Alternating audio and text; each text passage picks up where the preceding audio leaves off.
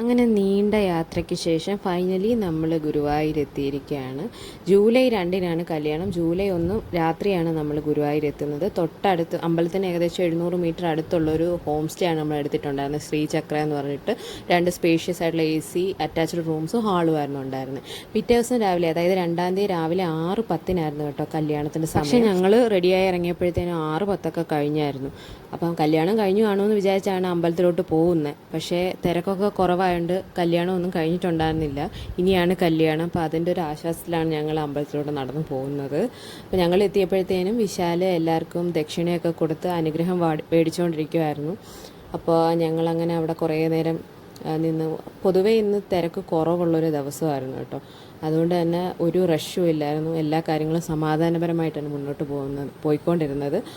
അവരുടെ ടൈം വന്നു, അവരെ വിളിച്ച് അങ്ങനെ അവരുടെ കല്യാണമെല്ലാം നല്ല മംഗളകരമായിട്ട് തന്നെ പൂർത്തിയായി.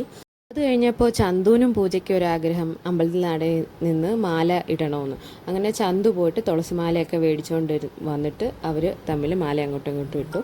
ഇതൊക്കെ നമ്മുടെ സുഹൃത്തുക്കളാണ് കേട്ടോ. അത് നമ്മുടെ സിത്തപ്പനാണ്. അങ്ങനെ അവരും അമ്പലത്തിൽ തൊഴുതതിനൊക്കെ ശേഷം മാലയൊക്കെ ഇട്ട് അവരും ഹാപ്പിയായി. നമ്മൾ കുറേ ഫോട്ടോസൊക്കെ എടുത്തു.